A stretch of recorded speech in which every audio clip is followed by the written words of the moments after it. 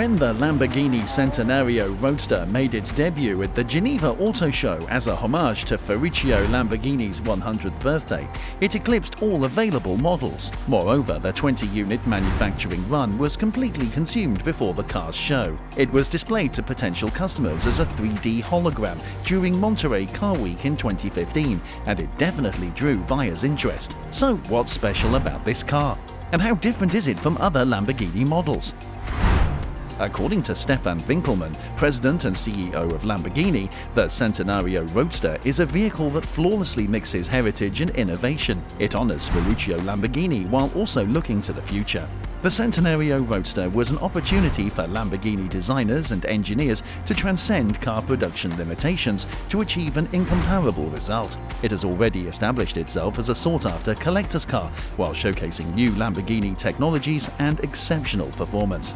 It is the most appropriate homage to Ferruccio Lamborghini, who built an incredible company, thought everything was possible, and made legendary automobiles. The car's muscular front fascia and highly vented hood, which gives Lamborghini a snarling aspect, are still present. The LED strips on the bottom and outer margins of the headlight units are the same.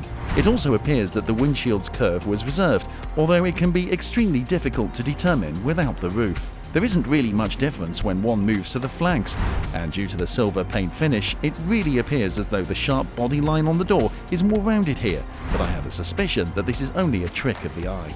There is a small alteration behind the door glass, but the side skirts and rear air intakes remain the same. The only real difference outside of the overall color scheme is that the top vent is merged into the protruding roll bars behind the seats. There is more of the same towards the back. By the way, the same tall spoiler, slim arrow-shaped taillights, and rear fascia in the Aventador are present.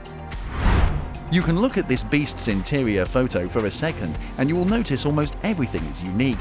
However, there aren't many changes other than the color of the materials. Each model naturally differs as each buyer could specify exactly what they want inside. The Roadster thus includes the same basic equipment as the coupe model. The chairs are the same carbon fiber, but covered in Alcantara. The instrument cluster includes the same 10.1-inch touchscreen that dominates the center console and is a complete digital display, much like the one in the coupe. It allows for smartphone interaction through Apple CarPlay and Android Auto, and has the ability to record driving data like telemetry, speed, track times, and G-forces. The infotainment system's operating colors match those of the Centenario coupe.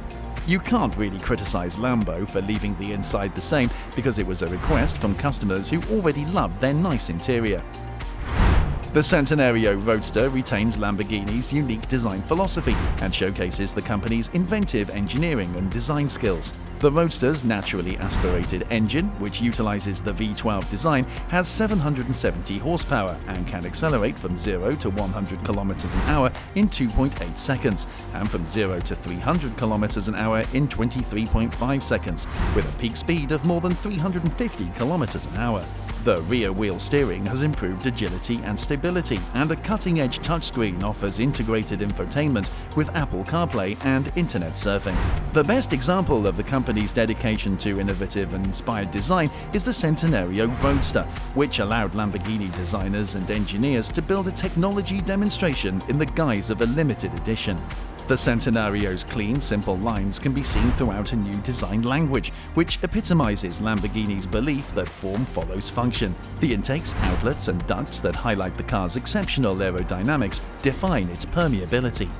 The recognizable Lamborghini outlines are defined by a single line running from front to back, and the long, low overhangs at the front and rear give the car a sleek, sensual monobody appearance. Moreover, air travels through ducts in the wheel arches, the side skirts, and the front headlamp housings to improve airflow to the rear radiators and provide optimal cooling. A hexagonal carbon fiber and glass engine cover adds to the aeronautical flair of the roof, which also includes air scoops. The front bonnet, scissor door panels are always reserved for V12 models, and roof lines are fluid, aerodynamic, and organic. When it comes to the lower parts, they're made of matte carbon fiber, such as the front splitter, side skirts, wheel arches, and rear diffuser, which makes it functional, technical, and dedicated to aerodynamic superiority. Like previous Lamborghini vehicles, the Centenario's asymmetrical front and rear wheel arches are a distinguishing characteristic. They emphasize the aerodynamic shape of the automobile and conceal airflow ducts with accents made of matte carbon fiber. The rear tires and many other mechanical components around the car are exposed to maximize heat exchange. The Centenario's Y-shaped rear lights are suspended in the space above the diffuser. The LED lights span the whole width of the back while appearing to be floating in mid-air and to be affixed at each end of the Y. To maintain the Centenario's clean lines while on stopped or moving slowly, an extendable rear wing is built into the body. The wing extends to 150 mm and rotates up to 15 degrees for the best aerodynamic performance in high-performance circumstances, depending on the driving mode and vehicle dynamics. The Centenario has a Lamborghini V12 engine as its powertrain, which perfectly complements the vehicle's dynamic capability. Even at low RPM, the extremely responsive engine delivers distinctive resonance and characteristics that can only come from a naturally aspirated engine.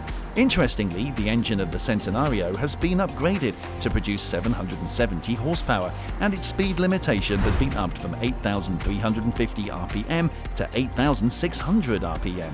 The Centenario Roadster has a unique Lamborghini rear-wheel steering system and permanent four-wheel drive. At slow speeds, the rear tires revolve counterclockwise to the steering angle, thereby shortening the wheelbase. Less steering angle and a smaller turning radius are needed, increasing turning agility at low speeds.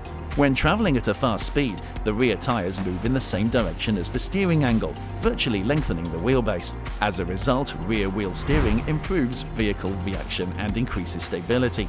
The rear-wheel steering heightens the characteristics of each of the three Lamborghini driving modes, Strada, Sport, and Corsa, notably in lateral dynamics.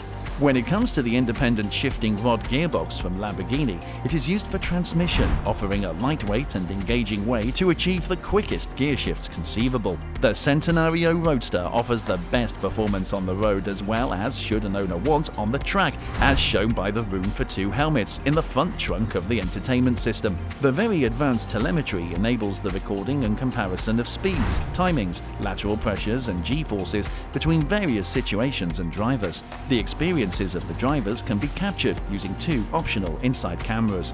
For comparison, the Aventador SV can be purchased for around $400,000, while the Centenario Roadster can be purchased for over $1.9 million. And of course, this is because there will only be a total of 20 Roadsters available, all of which have already been purchased. But are they worth the asking price? Well, maybe not, because for the price, you don't get much more than you would receive with an Aventador SV. But when considering the Centenario's limited availability and exclusive nature, you'll see that the cost is undoubtedly justified. Anyway, what are your thoughts? Would you pay that much for rarity? That's all from this video. See you in the next one.